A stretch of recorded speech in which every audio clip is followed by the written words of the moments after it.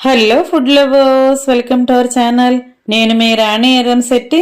Friends, ఈరోజు 1 cup కొబ్బరితో అలాగే 1 cup కందిపప్పుతో curry చేసి చూపించబోతున్నానండి. మీ అందరికీ కూడా తెలిసిన కర్రీ అయి ఉంటుంది, కానీ నేను చూపించబోయే ప్రాసెస్ని మిస్ అవ్వకుండా చూడండి. ఫస్ట్ నుంచి లాస్ట్ వరకు చూస్తే అర్థమవుతుందండి. మనం బజార్కి వెళ్ళి ఇంటికి వచ్చిన తర్వాత బాగా అలసిపోయి ఉంటాం కదా, అలాంటప్పుడు వంట చేసుకునే ఓపిక అనేది ఉండదు. కూరగాయలు కట్ చేసుకోవటానికి కూడా టైం సరిపోదు. అలాంటప్పుడు అప్పటికప్పుడు ఇలా నేను చూపించబోయే కర్రీని చాలా ఫాస్ట్గా ప్రిపేర్ చేసేసి ఫ్యామిలీకి సర్వ్ చేయొచ్చండి. ఆ ప్రాసెస్ అంతా నేను మీకు చూపిస్తాను. వీడియోని మధ్య మధ్యలో స్కిప్ చేయకుండా ఫస్ట్ నుంచి లాస్ట్ వరకు చూడండి. అలాగే నా ఛానల్ని ఫస్ట్ టైం వాచ్ చేసిన వారైతే సబ్స్క్రైబ్ చేసుకుని పక్కనే ఉన్న బెల్ ఐకాన్ని కూడా యాక్టివేట్ చేయండి. నేను పెట్టబోయే రెసిపీస్ అన్నీ కూడా మీ ఫోన్కి నోటిఫికేషన్కి వస్తాయి.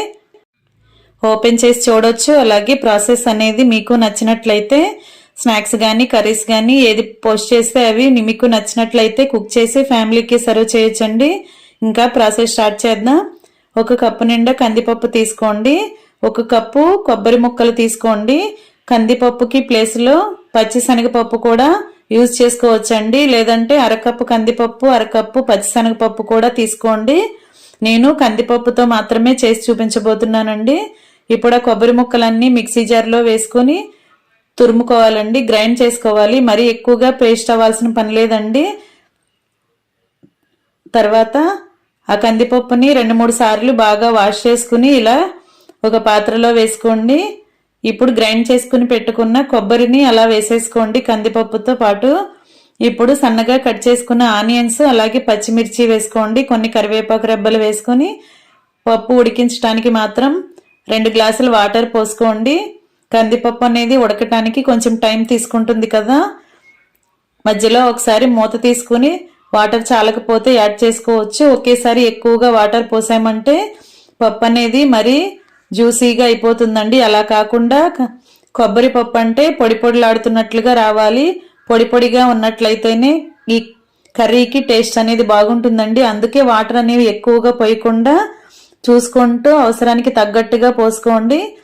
ఇప్పుడు ఇవన్నీ కలుపుకొని పెట్టుకున్న పాత్రని స్టవ్ మీద పెట్టుకుని ఫ్లేమ్ని మీడియంలోకి అడ్జస్ట్ చేసుకుని పప్పుని ఉడికించుకోండి. ఒకసారి మధ్య మధ్యలో మూత తీసుకుంటూ చూసుకోండి.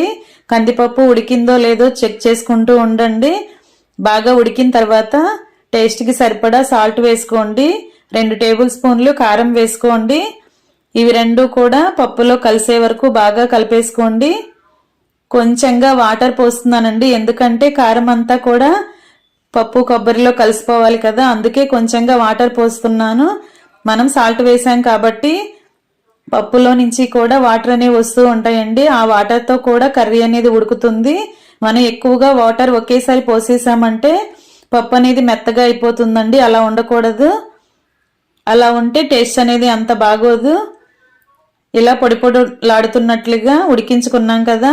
వాటర్ అనేవి మొత్తం ఇంగిపోయిన తర్వాత స్టవ్ ఆఫ్ చేసేసుకుని కర్రీని పక్కన పెట్టేసుకోండి. ఇప్పుడు అదే స్టవ్ ఆన్ చేసుకుని ఫ్లేమ్ సిమ్లో పెట్టుకుని ఒక గిన్నెని పెట్టుకోండి. పోపు రెడీ చేసుకుందాం. 2 గరిటెల ఆయిల్ పోసుకుని ఆయిల్ కాగిన తర్వాత పోపు దినుసులన్నీ వేసుకోండి. పచ్చిశనగపప్పు, మినపప్పు, ఆవాలు, జీలకర్ర, ఎండుమిర్చి, వెల్లుల్లి రెబ్బలు అవన్నీ కూడా అలా వేసుకున్న తర్వాత కొన్ని కరివేపాకులు కూడా వేసుకోండి. ఇవి మొత్తం కూడా చక్కగా ఆయిల్లో ఫ్రై అయిపోయిన తర్వాత స్టవ్ ఆఫ్ చేసేసుకుని మనం ఉడికించుకుని రెడీ చేసి పెట్టుకున్న కొబ్బరి పప్పులో అలా తాలింపు అంతా వేసేసుకుందాం. ఒకసారి ఈ తాలింపు మొత్తాన్ని కూడా కర్రీలో కలిపేసుకుంటే చాలా టేస్టీగా ఉండే పప్పు కొబ్బరి రెడీ అయిపోయిందండి. తాలింపు వేసినప్పుడు మనం 2 టేబుల్ స్పూన్లు నెయ్యి కూడా యాడ్ చేసుకోవచ్చు. ఈ పప్పుని కందిపప్పుతోనే కాకుండా పచ్చిశనగపప్పుతో కూడా చేసుకోవచ్చు అని చెప్పాను కదండి. ట్రై చేయండి. Thanks for watching. నేను మీ రాణి ఎర్రంశెట్టి.